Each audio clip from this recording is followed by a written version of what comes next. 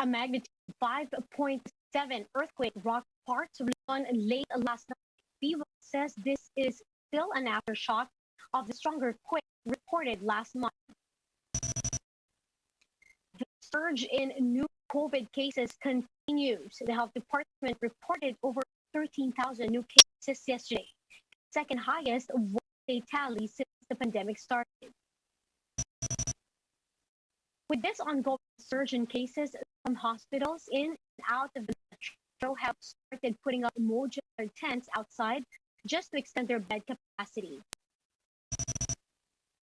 After surprising with positive performance figures for its telco network, Dito reveals they are now looking into entering the broadband space. And Cherry Tigo crossover completed a Cinderella run to clinch the crown in the Premier Volleyball League's first professional tournament.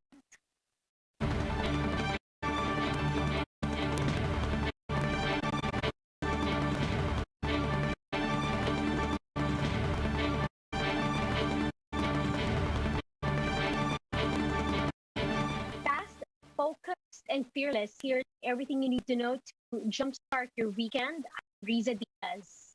A magnitude of 5.7 earthquake rocked Calatagan, Batangas, and nearby areas at around 11 p.m. last night. According to PVOX, this is an aftershock of magnitude 6.6 quake that shook some area on July, or the same area rather, on July 24. 8 other aftershocks with lower magnitudes were recorded by PVOX from 11 p.m. to 4:30 in the morning. Intensity 4 was recorded in Puerto Galera, Oriental Mindoro, while the earthquake was felt at intensity 3 in Obando, Bulacan, Pasig City, and Quezon City. Meanwhile, the health department reported over 13,000 new COVID-19 cases on Friday. That's the second highest single-day tally since the start of last year. It also brought the country's total case to 1.7 million, with 96,000 infections still considered as active. 300 more patients died of the virus overnight, pushing the country's total death toll to over 29,800. Recoveries, meanwhile, surged to over 1.5 million, with more than 4,300 new survivors today. Now, out of the 57,000 plus tested for yesterday's DOH bulletin, 23.6% rendered positive results. Hospitals outside Metro Manila are now struggling to accommodate COVID-19 patients amid the recent surge in infections. Many have even put up modular tents outside their facilities just to extend bed availability. Shyla Francisco with the story. Hospitals outside Metro Manila are not spared from the influx of COVID-19 patients in the last few weeks. The Bulacan Medical Center has put up makeshift tents to accommodate more patients. All beds in the triage area outside the hospital are all occupied. That's why some patients have no choice but to wait inside ambulances. According to the hospital, due to a surge in patients, some of them wait in line for up to 6 hours. From a low of 1,000 just last month, active COVID-19 cases in Bulacan have ballooned to almost 3,000 now. Hospital officials say they could still allocate up 100 more COVID-19 beds. But the problem lies with manpower. Nadodobli yung trabaho natin doon sa emergency triage at saka sa emergency room kasi doon sa dami ng walk-in, kailangan uunahin yung mas severe na cases. In Pampanga, the Jose B. Lingad Memorial General Hospital has advised patients to avoid walk-in. Detachable tents have been placed outside the hospital as an extension of the emergency room for COVID patients. In Santa Ana Hospital in Manila, some COVID patients are being attended to at the parking lot. All of its 7 ICU beds for COVID patients are occupied. The Philippine Hospital Association says medical facilities are also challenged by increasing cases of other infectious diseases like dengue and influenza due to the rainy season. Ang sintomas niya, parehas ng sintomas ng COVID. So yan ang papagulo ngayon. Almora adds that government hospitals are usually the ones bearing the brunt when there is a surge in COVID cases. mga private hospitals na malaki ngayon, hindi nila pinapaantay yung mga pasyente sa labas. Nire-refer sa mga government COVID centers. The group has advised patients to contact the One Hospital Command Center to help them find medical facilities faster. Shaila Francisco, PR1 News. With its healthcare system hanging by a thread, Cebu City is now considering a mass burial for the city's still increasing death count. Mobile journalist Jacob Lazaro gives us a front seat to the story.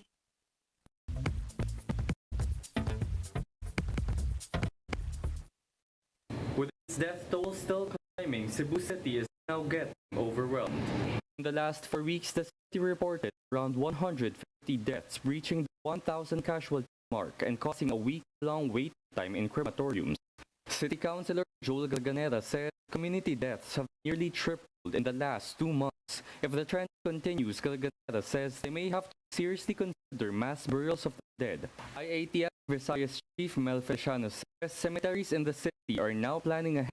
Meron na rin in-offer yung natin, mga Roman Catholic cemeteries, 4 sila. So, 240 each. So, magkakaroon ng 960 remains na ma-accommodate. And this is good enough. Feliciano hopes that local interventions will prevent COVID from filling up all those empty cemetery lots. Lahat dyan gagamitin. No? Even if you will have 10 deaths a day, so it will take probably months, 3 months to fill those up. The Health Department of Central Visayas believes there's already a community transmission of the more infectious Delta variant in Cebu City. That means the officials can no longer trace the sources of the infections. Mga nag-positive sa ating Delta variant are actually people who has no history of travel. Neither do they have histories of contacts with a confirmed positive Delta variant person. Healthcare is also nearing breaking point. 2 facilities in Cebu City are already at full capacity. 4 have hit critical levels. 3 are at high risk, while 6 are at moderate risk. The Cebu Freeman reports that roads of 2 hospitals have already been closed down to give way to cars of patients waiting to be admitted. The government says lines today are still manageable but expected to grow. Similar to what happened last week, where incoming patients waited in their cars connected to oxygen tank. Feliciano says if the situation escalates further, that's when he will recommend the implementation of an ECQ. I'm Jacob Lazaro and we are One News. We'll be back with more stories after the break. Keep it here on One News.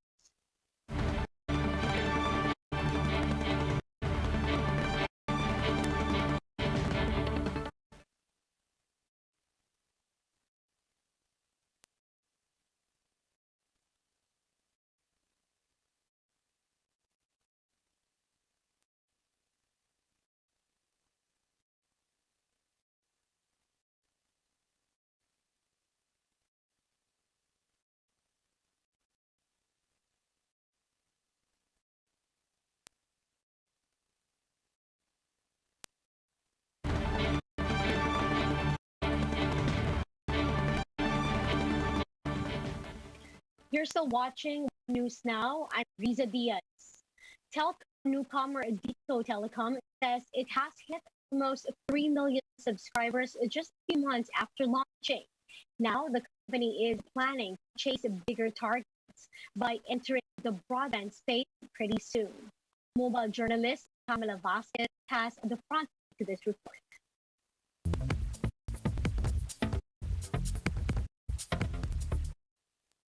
Less than half a year since its commercial launch in March, Dito Telecom says it's on track to hit 3 million subscribers. There is an appetite for better telco services, and it has to be very honest. It has exceeded expectations, so much so that we're actually also scrambling to make sure that we have enough SIMs for demand. Udena is owned by President Duterte's ally tycoon Dennis Uy. It first launched in Cebu and Davao and has committed to covering at least 37% of the population with a minimum broadband speed of 27 Mbps. The telco also told One News in an exclusive interview that they're working to start offering home broadband services next year. Yes, we will be entering the broadband space. We're actually doing what is known as friendly user tests. already for that. Meanwhile, Dito Telecom has banded together with telco giants PLDT and Globe to implement the Mobile Portability Act. The three set up a joint venture called TCI, or Telecommunications Connectivity Incorporated, that will make sure subscribers can keep their numbers even when they switch service providers. The move is potentially benefiting Dito Telecom the most, as users won't have to go through the hassle of changing numbers if they decide to try Dito. The Mobile Portability Act takes effect on September 30. I'm Pamela Vasquez and we are One News.